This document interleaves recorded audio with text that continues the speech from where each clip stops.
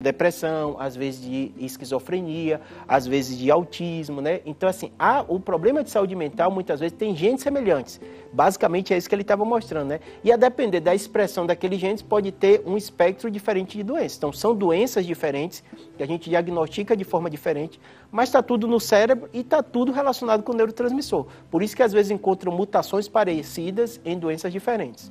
Então, a possibilidade genética é muito até provável, é possível, talvez provável, e as causas externas também. O que pode piorar esse quadro? Perfeito. Então, o que acontece? A gente sabe que tem o fator genético, que não quer dizer que a pessoa vai ter, mas tem também o fator ambiental. Então, situações estressantes, vou dar exemplo, né? Situações de violência doméstica, situações que a mãe teve uma gestação com alimentação inadequada, com consumo de drogas, né? Então essa parte da gestação, a alimentação também da criança, né? Situações de abuso infantil também. E além disso tem que lembrar, normalmente na hora do surto existe um gatilho e a família se culpa muito. Eu nunca esqueço que uma vez eu vi um caso que era a mãe não queria que o menino fosse jogador de futebol. E aí ele teve o surto. A mãe se sentia culpada. Porque eu fiz, não, ele ia ter um surto em algum momento. Então, o fator ambiental não é que significou que se não fosse aquilo, não ia ser outro estresse na vida. A gente tem situações de estresse da vida. Pode ser um término de casamento, O que tem que ver é juntar todos esses fatores. Mas situações abusivas, né?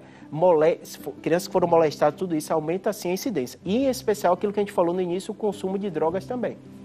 Doutor, e um surto agressivo? Como é que a gente pode lidar com isso? Perfeito, né?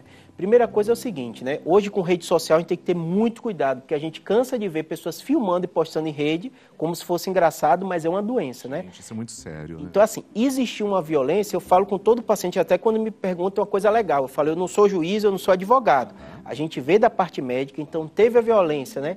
Vai ter que ser chamada a polícia, não tem jeito, né? A polícia tem o treinamento para identificação e muitos desses casos, você percebe que a polícia chega primeiro, depois o SAMU é acionado. Porque muitas vezes vai ter que fazer a contenção que a gente chama química, o médico vai ter que dar um remédio para acalmar aquela pessoa, né? E começar o tratamento. Então, assim, quem está vendo a situação não é para filmar, não é engraçado, não é para ficar postando, você não sabe o que está acontecendo. Claro. Às vezes os populares confundem surto com a violência doméstica, então você vê a situação, chama a autoridade responsável por aquilo. Se for caso de violência, vai ser a polícia, né? E normalmente ela vai fazendo essa identificação pelo discurso, ela vai chamar também o serviço de saúde. Então não é incomum você ver situações que está a polícia, está o SAMU e de repente aquele paciente ele não vai, a princípio, para a delegacia, ele vai para o hospital. A pessoa que está sendo tratada, passa por psicoterapia, é possível levar uma vida mais próxima do normal, doutor? É para viver uma vida normal. O que eu digo para o paciente? Doença todo mundo vai ter. Então um dia vai ser eu, outro dia vai ser o senhor, não tem jeito, a gente não escolhe. O grande problema é que as doenças de saúde mental são as que mais sofrem preconceito de quem não entende da área de saúde.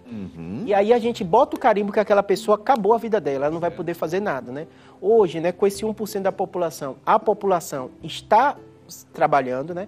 Normalmente a família, numa situação de proteção, tenta esconder aquela pessoa, né? Porque tem uma certa vergonha, tem até o medo, né? Como eu falei, assim, você tem um familiar como eu tive, né? A pessoa fica, será que ele não vai ter também? Então gera esse receio também. E fato que a incidência é um pouquinho maior, né? Mas como qualquer outra doença, você tem que entender ela, reconhecer se acontecer com algum parente seu, para a partir daí fazer o tratamento mais precoce possível. Doutor, e para a gente